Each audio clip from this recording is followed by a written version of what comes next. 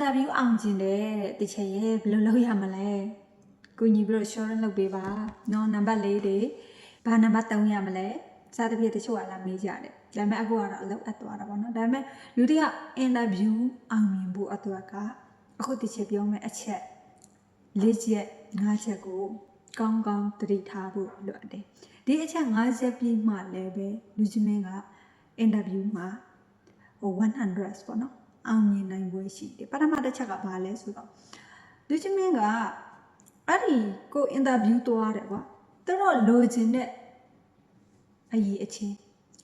skill ပေါ့နော်သူတို့လိုချင်တဲ့အရေးအချင်းကိုယ်စီမှာရှိရတယ်သူတို့လိုချင်တဲ့အရေးအချင်းပြီးမိဖို့အတွက်ကကိုယ့်ဘက်က ready ရှိထားမှလည်းအဆင်ပြေတယ်ကိုယ့်ဘက်ကပြည့်စုံမှုရှိမှလည်းမှန်ကန်တာပေါ့ဒါကြောင့်လို့ပထမဦးဆုံးအနေနဲ့ကတော့ skill ကောင်းရမယ်အဲ့ skill ကောင်းဖို့အတွက်ဆိုတာတချို့တော့တင်ယူမှုအပိုင်းနဲ့ပတ်သက်တဲ့နံပါတ်4တွေဆိုရင်တက်5တို့တက်4တို့တက်9တို့เนาะဒါတွေတချို့ recommend ပေးရမှာပဲဖြစ်တယ်အဲ့လိုနံပါတ်တွေကတင်ယူမှုအပိုင်းမှာအရန်နဲ့ကောင်းတယ်နောက်ပြီးတော့ကိုယ်ခုံเนาะ brush energy အရန်ကောင်းတယ်ဒါပေမဲ့အလောက်ပေါ်မှာမူတည်ပါတယ် interview တော့ဖြေတယ်ဆိုပေမဲ့လည်းကိုကဥမာအနုပညာတို့ဘာလို့ဆိုရင်ကိုနှစ်တို့ဒါကြောင့်မလို့နံပါတ်တွေကတော့အကောင်ဆုံးတတ်မှတ်တယ်တော့တတ်မှတ်လို့မရဘူးเนาะ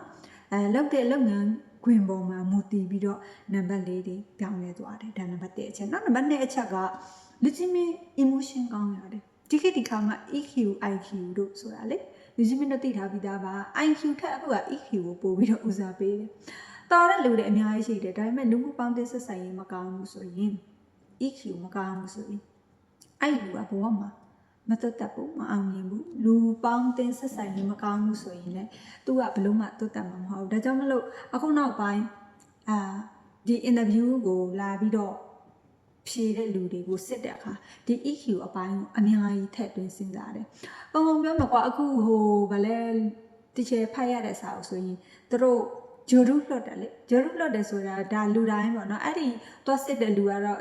သူတို့ရဲ့ပညာရေးချင်းကိုတော့စိတ်မနေနဲ့အကောင်ကလူတော်ကြီးပဲသွားဖြေတဲ့အခါကျလို့ရှိရင်လေဒီဗလဲဒီတဲမှာပေါဝင်ခြင်းလို့ပေါ့တစိတ်တဒေတာဖြစ်ခြင်းလို့ဒီဘာဖြစ်တယ်ညဖြစ်တယ်အကောင်လောကအင်တာဗျူးအကောင်ကြီးပဲဒါပေမဲ့သူတို့ကအဲ့ဒီမှာဆုံးဖြတ်တဲ့အခါကျလို့ရှိရင်အဲ့ဒီလူရဲ့ issue ဘာလို့ဆိုတော့လူတွေအလောက်နဲ့ပတ်သက်လာလို့ရှိရင် sick ဖြစ်စီမှု sick stress တွေအရင်များလာတဲ့အခါကျလို့ရှိရင်ပြောင်းလဲသွားတယ်လူတိုင်းကတော့ကိုယ်အပအဝင်ပထမဦးဆုံးဆက်ဆက်လောက်တော့မှဆိုရင်တော့ရွယ်ချက်အပြည့်ကြာလိုက်ရင်းငွေလေအဲ့တော့ဒီလူတွေက EQ ကောင်းရတယ် emotion ကောင်းရတယ်သူ့ရဲ့အသွေးခေါ်သူ့ရဲ့ခံယူချက်တွေက positive နောက်ပြီးတော့ happy bright ဖြစ်တဲ့အရာလေးတွေရှိဖို့လိုအပ်တယ်နော်ဒါဆိုရင်ကိုကလုပ်ငန်းခွင်မှာတချို့တည်တယ်ဟလားဘာမှမသိဘူးဘာမှပညာလေးတွေကနိုင်နေသေးတယ်ဒါပေမဲ့သင်လို့ရတဲ့လူသင်ဖို့သူများကိုအခွင့်အရေးပေးတဲ့လူတချို့ eco တအားများလည်းငါတိငါတက်ပါမှအဲ့လိုမျိုးမဟုတ်ဘဲနဲ့သူလက်ခံနိုင်စွမ်းရှိတယ်ပေါ့နော်ပြောရမယ်ဆို positive thinking ရှိတယ် growth mindset ရှိတယ်ဒီလိုမျိုးဆိုရင်လူချင်းမင်းအလောက်ရရှိဖို့အတွက်ခက်ခဲလွယ်ကူစေတယ် growth mindset တို့ positive thinking တို့ဆိုတာကတော့တီချာတို့က2 4တို့4 6တို့66တို့96တို့ကိုရည်ရွယ်တယ်เนาะအဲ့လိုနံပါတ်4တွေတုံးလာလို့ရှိရင်လူချင်းမင်းက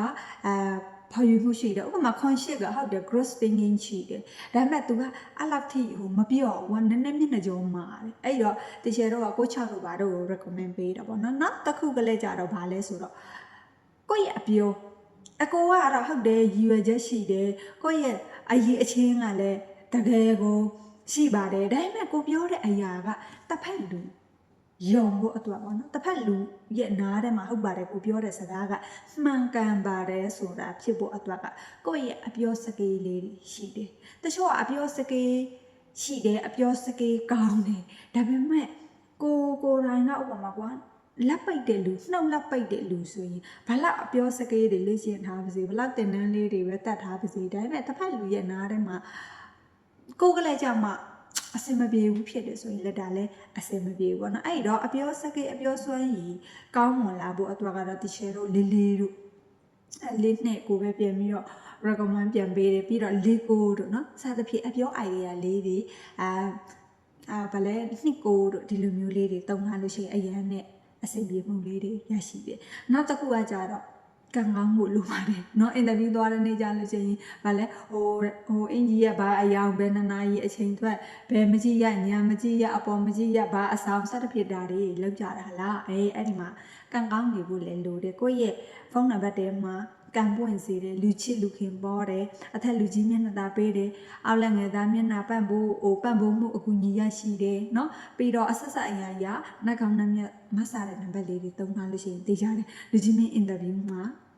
အမြင်မှုလေးတွေ100ရရှိစေမှာဖြစ်ပါတယ်โอเคအင်ဂျယ်ကတော့လူရလို့ဖြစ်လာလို့ရှိရင် free of life ဆိုတာရှိတယ်เนาะအဲ့ဒီ free of life ကိုဝေးလဲညီညီနဲ့အကောင်းဆုံးဖြစ်ဖို့အတွက်တိကျအင်ဂျယ်ကိုရဲ့ date ကျဲဆိုဒီကဖုန်းကတ်က